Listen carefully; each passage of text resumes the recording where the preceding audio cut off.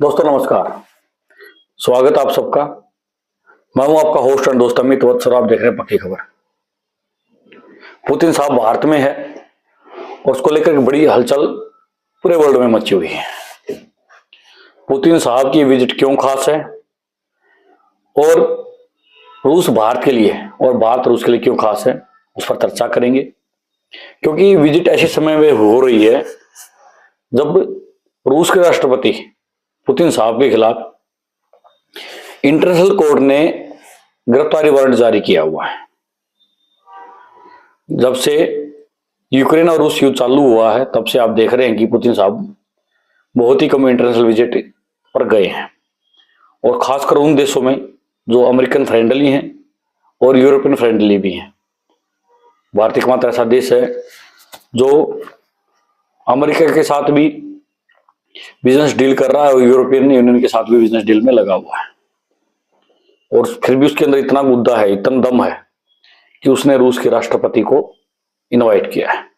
आज के समय पर यूरोपियन यूनियन रूस को अपना नंबर 1 दुश्मन मानती है, और उनके द्वारा दिए गए बयान, भारतीय कंपनी पर लगाए गए सेक्शन, रशियन कंपनी पर लगाए गए सेक्शन, या उसका फॉरेक्स रिजर्व है उसको सीज करने की कार्रवाई हो, कौन नहीं जानता है।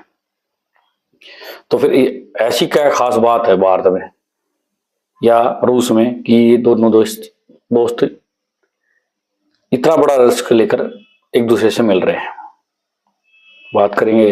लेकिन वीडियो में आगे बढ़ने से पहले आपसे निवेदन है, प्लीज चैनल को सब्सक्राइब कर लें, बेल आइकन जरूर दबा लें, ताकि राष्ट्रवादी खबरों से आपकी जो टाइमलाइन है वो उत्प्रोत रहे और हमें भी सपोर्ट मिले, ताकि हम भी ऐसे राष्ट्रवादी खबरें आप तक लेके आए। दोस्तों, भारत और रूस के रिश्ते कोई डिप्लोमेसी पे आधारित नहीं है। भारत रूस के रिश्तों में लॉयल्टी मायने रखती है, ईमानदारी रखती है, एक दूसरे के प्रति जो विश्वास है वो मायने रखता है।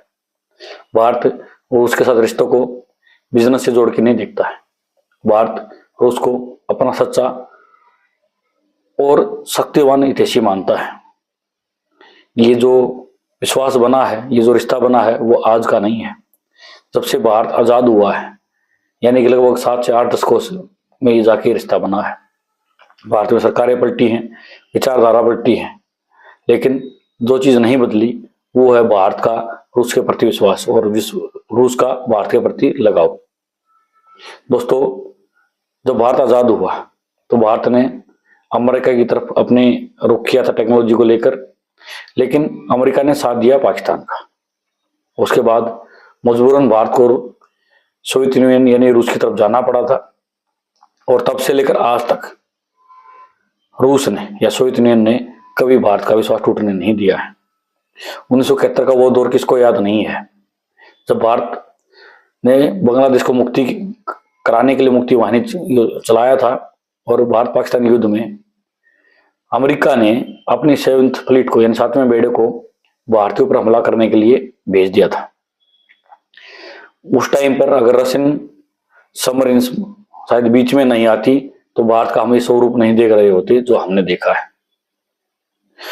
उसके बाद से लेकर अब तक रूस ने समय समय पर भारतीय फौजों को अपने हथियारों से लैस किया है, उन्हें ट्रेनिंग दी है, टेक्नोलॉजी साझा की है, और आज भारत उस लेवल पर खड़ा है कि जहां भारत अपनी चीजें बनाता है और उसकी भी मदद करता है।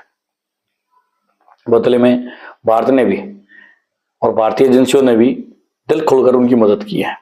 1988 में जब एक डबल एजेंट ने भारत में शरण ली थी, जो कहने को तो सोवियत यूनियन का एजेंट था, लेकिन वो सोवियत यूनियन के खिलाफ ही काम कर रहा था, तो भारतीय एजेंसी रा ने सोवियत यूनियन की एजेंसी यानी रशियन एजेंसी के साथ मिलकर उसको पकड़ा था और एक बड़ी राहत की सांस सोवियत यूनियन को दी थी। इसके अलावा दोस्तों, ऑपरेशन सिंदूर में S-400 के योगदान को कौन भूल सकता है। ये वही S-400 है जिसने भारत के अंदर से ही ना जाने कितने पाकिस्तानी एयरक्राफ्ट को मार गिराया, उसके एयरफील्ड को डिस्ट्रॉय कर दिया और उसके सपने को चकनाचूर कर दिया। S-400 का जो वेरिएंट भारत के पास है वो वही वेरिएंट है जो रशियन आर्मी यूज करती है। हालांकि उसने बहुत सारे देशों को ये S-400 दिया है, लेकिन जो वेरिएंट भारत को दिया है वो किसी के साथ साझा नहीं किया गया। और अब इस विजिट पे उसका अगला जो वर्जन है S-500 और फिफ्थ जनरेशन जो फाइटर जेट है Su-57 पर बात हो सकती है।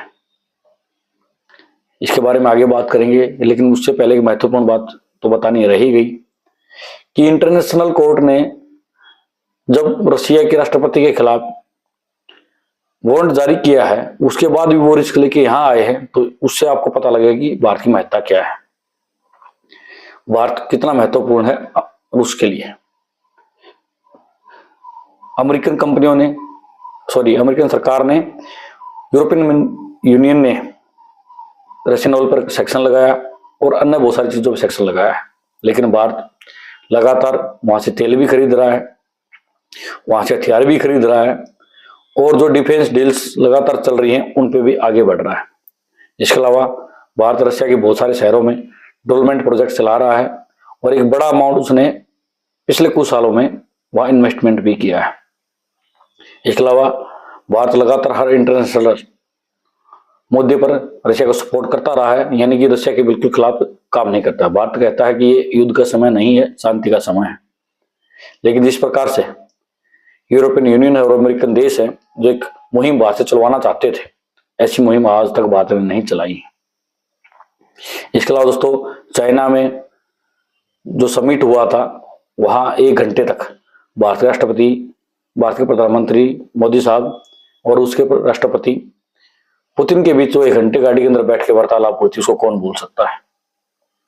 उसके बाद से लगातार ये विजिट प्लान कर रही थी और आखिर में पुतिन साहब इतना बड़ा इंटरनेशनल रिस्क लेते हुए भारत आए हैं और भारत ने भी कहीं ना कहीं इनको एश्योरेंस दिया है, गारंटी दी है कि हमारे होते हुए आपको कोई बाल बाका नहीं कर सकता है।